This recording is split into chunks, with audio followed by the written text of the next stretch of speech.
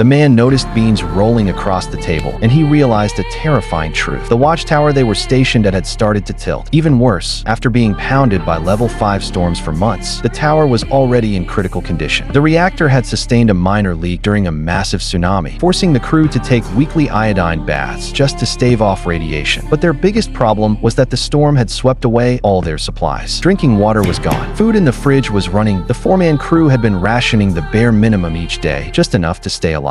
And they had already been stuck at the outpost for 2 years. According to protocol, fresh troops were supposed to rotate in every 2 years. But for some unknown reason, even though their time was long up, no one had come to relieve them as despair began to take hold. The lookout suddenly spotted a ship quietly approaching, but strangely, there was nothing on the radar. The captain immediately ordered the comms officer to investigate. Amy tried again and again, but no one responded from the other end. Mitch speculated it might be the long overdue replacement ship, but the captain was not taking any chances. He slammed the alarm and ordered the bald-headed soldier to stand by on deck. The soldiers obeyed, even with uncertainty in their eyes. Cannons were rotated into position. The unidentified ship kept coming. Tension filled the air. Just as they were about to fire, the captain paused. What if the ship carried their own people? He called it off and ordered Mitch to take the yacht and check things out. Mitch was not sure why he was chosen, but he followed orders. As he approached, the ship's markings came into focus. It was indeed the replacement vessel they had been waiting for, but something was off. Not a single crew member on board. The ship drifted silently like a ghost across the sea. Swallowing his fear, Mitch boarded the ship and began a cautious search. The cabins were a mess. Cobwebs hung from every corner. It was clear this vessel had been abandoned for a long time, but why had it just shown up now? As he pushed deeper, Mitch found personal belongings, even 4 sets of military-grade protective gear. That confirmed it. This was the crew meant to replace them, and they had vanished without a trace. The food was untouched. Starving, Mitch began to eat, unaware that back at the tower, the captain, having heard no word, was starting to fear the worst. He began preparing to destroy the ship, so he turned to their last resort, a high-powered weapon that required both his and Amy's keys. Amy hesitated. She did not agree, but disobeying a direct order was not an option. After a brief pause, she handed over her key. The captain inserted both keys, activated the launch system, and waited for the randomly generated code. Mitch remembered he had turned off his radio. He flipped it back on and nearly jumped out of his skin.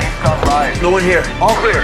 The captain finally exhaled. Mitch was alive. He called off the strike and ordered him to tow the ship back. But when he removed the key, he did not give Amy's back. He believed that in the earlier crisis, her hesitation had nearly cost them everything. When Mitch returned with the ship and found out how close he had come to being blown up, he cursed the captain under his breath. Later, the ball discovered something chilling. The ship's engine had been out of commission for months. So how had it gotten there? It had plenty of food, but not a soul on board. The captain downloaded the ship's logs and pulled out a nautical chart. He mapped the ship's route using its last known coordinates, and what he found left him stunned.